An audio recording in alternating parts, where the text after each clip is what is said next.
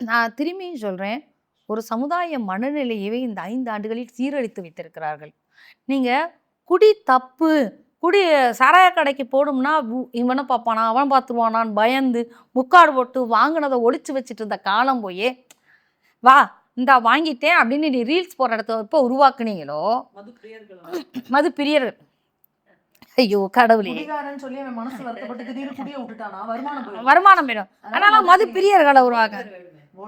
அப்போ மது பிரியர்களை நீங்கள் மது கடைக்கு அவன் போகும்போது வண்டியில் போகணும், குடிச்சிட்டு வரும்போது வண்டி அப்புறம் என்ன செய்வான்? அவனை கரெக்டாக மதுக்கடைக்கு முன்னாடி நிற்கிற போலீஸ். அப்போ நீங்கள் நியாயமாக தான் நடக்கிறீங்களா? நீங்கள் அப்போ அவன்கிட்ட பிடுங்கணும், அவனை தப்பு செய்ய வச்சு பிடுங்கணும். இதுதான் உங்கள் நோக்கமாக இருக்குதுன்னா இந்த ஒட்டுமொத்த சமூக உளவியலே பாதிச்சிருக்கிறீங்கிறது புரியவே இல்லையா?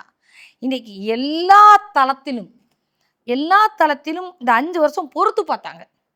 ஏன்னா நீங்கள் வாக்குறுதி கொடுத்தீங்க, செவிலியர்களுக்கு கொடுத்தீங்க, ஆசிரியர்களுக்கு கொடுத்தீங்க, ஓய்வூதியம் தரதுக்கும் கொடுத்தீங்க, எல்லாத்துக்கும் கொடுத்தீங்க, எல்லாத்தும் வெயிட் பண்ணாங்க. ஆனால் இப்போ வரைக்கும் நீங்கள் எதுவும் செய்ய போகிறதில்லன்னு தெரிஞ்ச உடனே அத்தனை பெண்களும், செவிலியர்கள் பெண்கள், ஆசிரியர்கள் பெண்கள், தூய்மை பணியாளர்கள் பெண்கள், தூய்மை பணியாளர்கள் உள்ளே இறங்கி கூவம் இதுக்குள்ளே உள்ளே இறங்கி இறந்து செத்து போனாங்க. எத்தனை நாள் சாப்பிடாமல் கிடந்தாங்க.